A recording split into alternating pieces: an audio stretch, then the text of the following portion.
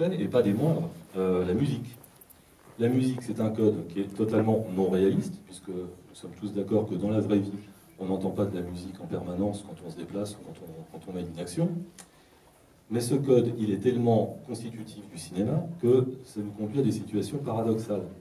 C'est-à-dire que son absence totale dans Un après-midi de chien, par exemple, je ne sais pas si vous avez vu ce film des années 70, qui raconte un casse complètement raté mené par Al Pacino, je crois, et quelques-uns de ses comparses. La seule musique que vous avez dans ce film, c'est dans l'autoradio de la voiture pendant le générique début. Al Pacino ferme son autoradio, vous n'avez plus de musique du tout pendant 1h40. Donc il s'agit d'un effet, parce que c'est un parti pris d'auteur. En fait, c'est le refus d'un code qui est considéré comme un artifice naïf dans les années 70, qui hérite un petit peu de la nouvelle vague en France, telle qu'elle était digérée par les Américains à l'époque. Et donc, du coup, son absence totale l'absence totale de la musique dans ce film devient un effet en soi, qui n'est pas forcément lisible pour le spectateur non averti, mais qui n'en reste pas moins un effet. Et à l'inverse, pour la musique, elle peut devenir lisible et du coup presque gênante en tant qu'effet redondant dans les blockbusters formatés, comme on en voit beaucoup en ce moment. Voilà, donc on pourrait pousser le raisonnement au costume, au maquillage, etc. Mais voilà, l'idée c'était d'illustrer comment on peut envisager le cinéma comme un effet spécial en constante évolution. À ce titre, quelques mots sur les réserves émises au début du numérique, qui étaient justifiées au sens où, en effet, les premières caméras constituaient un pas en arrière sur la qualité d'image. On parlait tout à l'heure du problème posé par la profondeur de champ accrue, perçue comme une qualité par les constructeurs, mais pas par les cinéastes. Et donc, des réserves justifiées au sens aussi où la possibilité d'un contrôle accru des couleurs en étalonnage a produit des expérimentations qui étaient un petit peu vaines. Vous vous souvenez tous sans doute des films des années 90, même si vous les avez vus un petit peu plus tard dans les années 2000, où au tout début de l'étalonnage, le film était complètement jaune, comme dans Brother, ou certains films étaient complètement verts. Ce sont des expérimentations qu'on peut, avec le recul, considérer comme un peu vaines, parce qu'on sait que de toute façon, le cerveau humain, passé les 20 ou 30 premières minutes, rétablit une espèce d'équilibre et compense la dominance qui a été appliquée au film. Donc ces effets qui venaient de la pub, et qui avaient un certain sens quand ils étaient appliqués à un petit film de 30 secondes, comparé au film précédent ou au film suivant, là, appliquer un long métrage d'1 heure et demie, c'était certainement pas la meilleure idée. Voilà. En revanche, il reste une espèce de défiance un peu conservatrice envers le numérique, qui moi me paraît sans fondement, parce que moi j'ai plutôt l'impression que le cinéma carbure au progrès technique depuis plus d'un siècle. Voilà. Et que les effets numériques, autrefois c'était les effets optiques, ils étaient inclus dans ce qu'on appelait les trucages. Les trucages, ça englobait également les effets de plateau, les maquettes, la fumée, les flammes, etc. Mais en définitive, ces effets numériques héritent de tout ça et font partie intégrante du cinéma. Alors, dans un deuxième temps, ça me pousse à une réflexion entre les artifices et les artefacts. Alors, normalement, j'ai un petit titre qui raconte ça. Les artifices et les artefacts, en fait, c'est une notion qui nous vient d'Henri Langlois, qui disait que le cinéma était constitué d'artifices, et que ces artifices ont tous participé à en définir l'écriture. Donc, ceci posé, on va voir le cas des effets visuels en particulier, on peut considérer deux types d'effets, selon qu'ils contribuent à la narration ou qu'ils ont vocation à ne pas être perçus comme tels. Dans ce dernier cas, des effets qui ne sont pas destinés à être perçus, ça, on savait dès les années 20 faire des choses intéressantes. On construisait des décors miniatures et on les mettait en face de la caméra. Des décors en volume, en miniature mais en volume. Il suffisait de les éclairer en direct pour raccorder avec le décor qui était en arrière-plan et on pouvait, avec la caméra, filmer d'un bloc le décor en arrière-plan avec les acteurs évoluants et la petite maquette située devant la caméra qui complétait le décor, était alignée sur les murs, le plafond, etc. Et donc, voilà. Et comme c'était la même caméra qui filmait l'ensemble, il n'y avait pas de défaut, comme il pouvait y en avoir en optique après, de défaut de fixité visible entre la plaie de la comédie, enfin la place de la comédie et la place du décor, qui chacune bougeait un petit peu séparément. Là, en fait, le défaut pouvait presque être indétectable. Dans le cas des effets écrits, en revanche, les artifices visuels, jusqu'aux années 90, sont rarement exempts d'artefacts. C'est-à-dire on parle de l'époque pré-numérique. Dès qu'on avait des travaux de laboratoire, les défauts, comme les défauts de fixité dont je viens de parler, pouvaient être négligeables, mais le plus souvent, c'était quand même des choses très visibles. On avait des effets de contour dès qu'on avait une incrustation. Les effets de rétroprojection étaient quand même assez vite détectables. On voyait que la lumière entre le décor en arrière-plan qui était projeté et la lumière sur le comédien, c'était quand même pas très raccord. Et puis, quand il s'agissait d'effets plus ambitieux, comme des créatures, là, on avait un mouvement saccadé, parce que les créatures étaient animées image par image. Et puis, la plupart des effets miniaturisés, quand il s'agissait d'effets dynamiques, comme l'eau, la fumée, les flammes, etc., on voyait tout de suite qu'il y avait un problème d'échelle. Mais en tout cas, allez, on va dire, jusqu'aux années 90, parce que moi j'appelle l'ère pré-numérique, impossible de faire un effet un peu sophistiqué sans laisser des artefacts visibles. On a un exemple dans Retour vers le futur, dans le troisième Retour vers le futur, qui en fait n'est pas un effet auquel on prête attention dans un premier temps. C'est le repas entre Michael J. Fox et son ancêtre, joué par lui-même. Alors, ce genre d'effet, aujourd'hui, ne pose pas de gros problèmes, on maîtrise assez bien. Mais quand on revoit le film aujourd'hui et qu'on le resitue dans son époque, donc on est dans les années 92-93, à l'époque du tournage, on se dit quand même que c'est un petit peu ambitieux. Ont-ils fait de la rotoscopie? Vous savez, la rotoscopie, c'est la technique qui consiste à dessiner des caches, image par image, pour séparer un élément de l'image et glisser un autre élément en arrière-plan. Donc là, en fait, pendant toute cette séquence, on se dit, mais comment ils ont fait? Et en définitive, il y a un moment où Michael J. Fox, le jeune, se lève, passe devant Michael J. Fox, le vieux, et en fait, quand vous faites un arrêt sur image, vous voyez très nettement de très gros contours noirs autour du personnage qui passe en avant-plan. Parce que la rotoscopie, à l'époque, avait du mal à gérer les flous de mouvement. Alors, à l'époque, moi j'ai vu le film en 93, au cinéma. Honnêtement, à l'époque, je ne l'ai pas vu. C'est sur 4 ou 5 images. Et aujourd'hui, on le voit parce que notre œil s'est habitué à ce genre d'artefacts et les détecte plus vite. Donc, en tout cas, jusque-là, le trucage de cinéma dressait un mur très net entre le monde réel et le monde de la fiction. Donc ça constituait ainsi le dernier artifice du cinéma à être appréhendé comme un cocktail. Donc un artifice dont le non-réalisme suppose l'adhésion préalable du spectateur. C'est-à-dire qu'on allait au cinéma en sachant que de toute façon, on allait voir des images qui comportaient des artefacts visibles. On voyait que les animations n'étaient que des animations, que les maquettes n'étaient que des maquettes.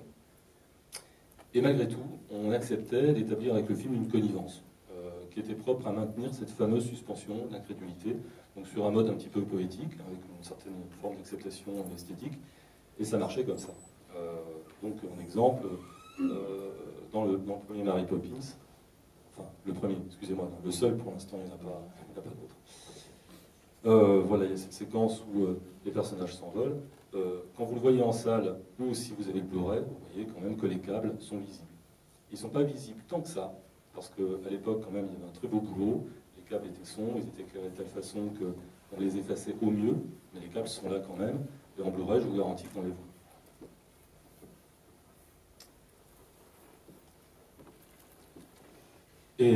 Et là, on est dans un cas un peu anachronique. Quand Flash Gordon sort en 1980, alors c'est une situation très paradoxale, parce que vous savez qu'en fait, George Lucas a fait Star Wars parce qu'il n'avait pas réussi à obtenir les droits de Flash Gordon. Son ambition initiale, c'était de faire Flash Gordon, qui est une bande dessinée mythique qui a suscité pas mal de séries dans les années 50 en noir et blanc pour la télé. Et donc, comme les droits étaient détenus par Dino De Laurentiis, qui préparait son film, George Lucas a fait Star Wars, avec le succès qu'on sait. Et ce qui est très insolite, c'est que l'image que vous avez devant vous, c'est une image qui a été produite après Star Wars. Le film est sorti en 1980. Et à l'époque, je vous garantis que quand ce film est sorti, moi je l'avais vu en salle, on était tous frappés par le côté totalement anachronique du film. C'est-à-dire qu'en fait, dès sa sortie, le film avait été obsolète. Les images étaient perçues comme kitsch, les trucages étaient cheap, ça ne marchait pas.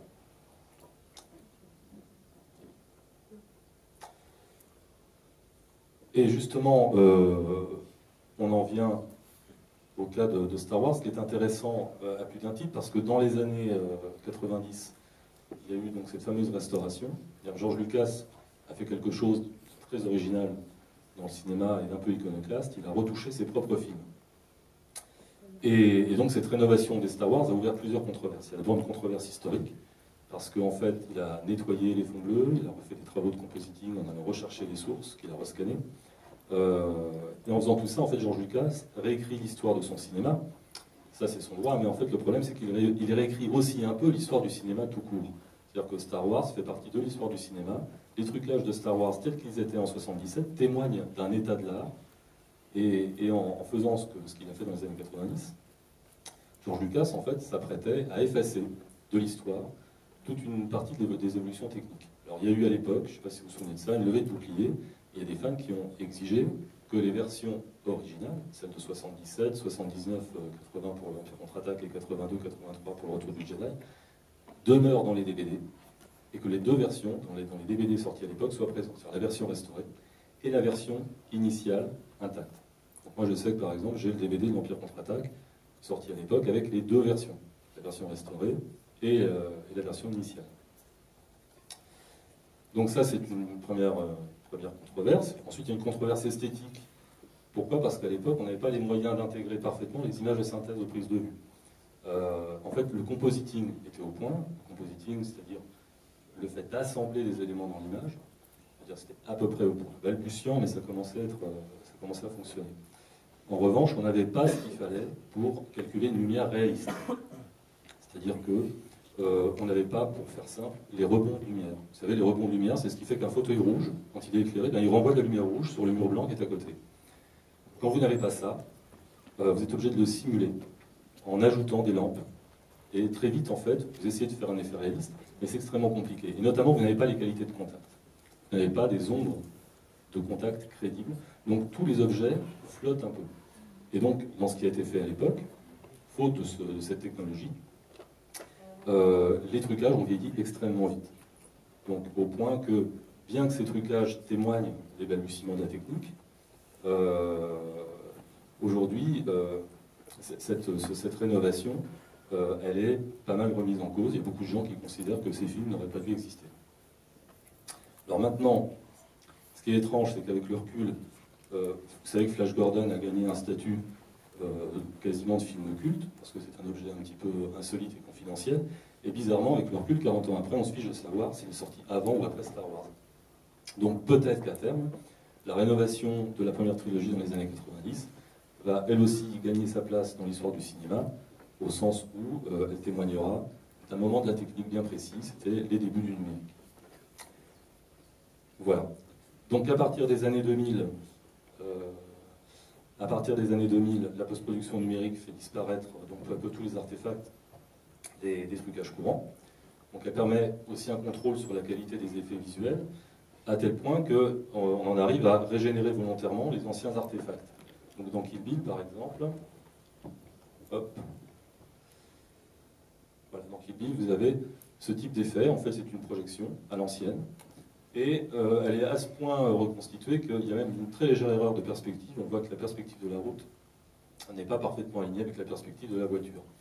Donc ça, c'est un effet volontaire qui consiste à citer délibérément le type de trucage des années 50, 60, tel qu'on voit dans les James Bond, par exemple.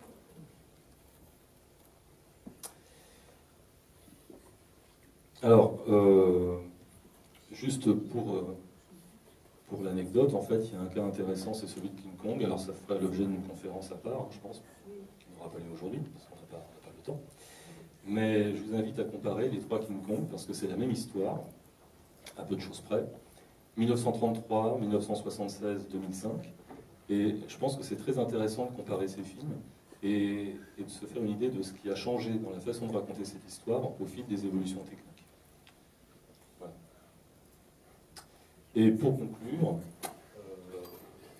je me proposais de porter la réflexion sur le cas des personnages numériques, puisque maintenant, l'état de la technique, on en est là, hein, on est à essayer de reproduire des êtres humains en numérique, quand on a dépassé les décors, les créatures avec des poils, etc.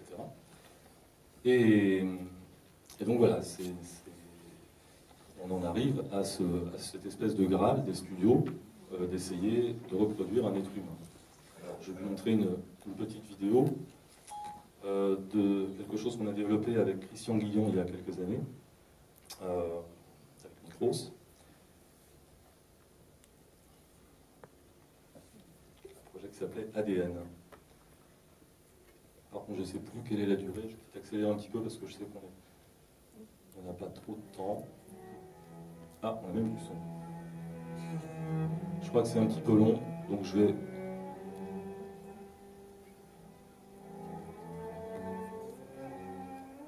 Vous voyez une image. C'est une image de moi.